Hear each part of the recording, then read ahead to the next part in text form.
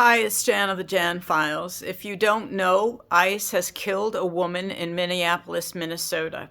They are already lying about it. There is video that shows clearly that she was not in any way attempting to hurt them. She was driving away and they shot through her window and killed her. They shot her in the face.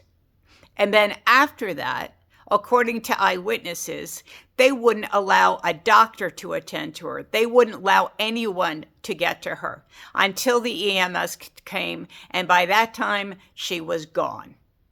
So I am enraged. I hope you are fucking enraged. This is not going to end, folks. This is only going to get worse.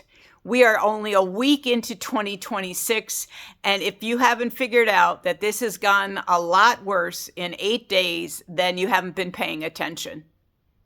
We are in trouble, deep shit. And so now the question is, what are you going to do? Right? What are you going to do? A lot of people I know feel helpless. You're not helpless. I mean, look, there are people obviously that are ill, that may have family things going on, that cannot step up right now. There are those of us who can. I am one of them. And I know there are millions of you out there who can also do something. So what are you going to do? What are you going to do as we watch our country disintegrate into something already unrecognizable when we invade Venezuela with no legal right to do so? We now are saying we're going to steal their oil. And we now, next up is Greenland, which is one of our NATO allies. Okay? So what are you waiting for? So what can you do? Okay, that's an answer. Everybody says, phone calls don't make any difference. Yes, they do. They get the pressure. Keeping up the pressure helps. And I suggest, if you can't do what I did, which is, here's a list of the 54 Republican senators I called over a period of 2 days.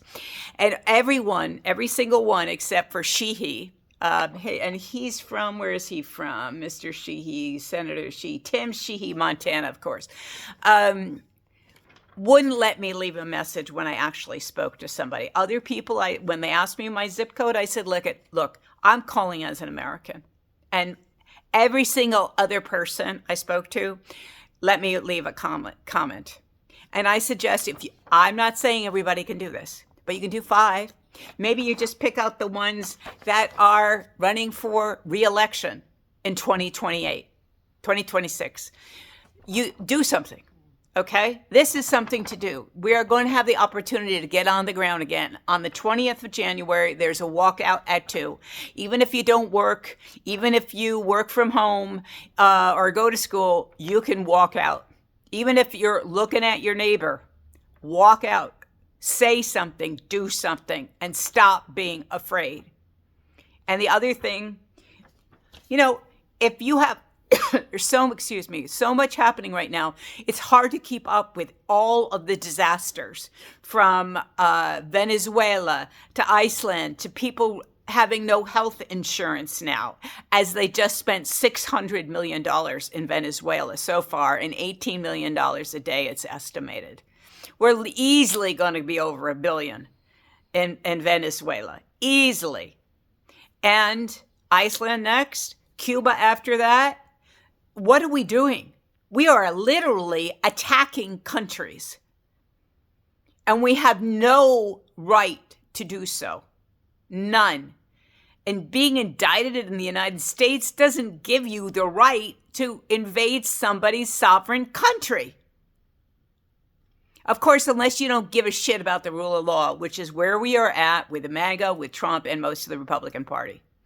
So, again, you can call. You can also make a point of making sure the people in your life are informed, that they know exactly what's going on.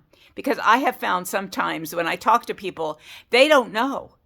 They don't know everything. And not to say that everybody should know everything. And that's why we can help by making sure that people, at least within our group, are recognizing the horror of what is happening. And don't be afraid to be, what's the word I'm wanting? Like an asshole.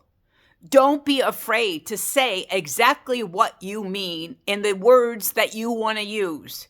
And that means if you want to swear, swear. Make sure your emotion comes through. Be yourself. Be horrified. Cry. I have been crying off and on because I cannot believe we're here. We are here, folks. And either you get it and do something or you don't. And they're, like I said, they're going to become their opportunities that to get out besides the 20th of January, which is a Tuesday.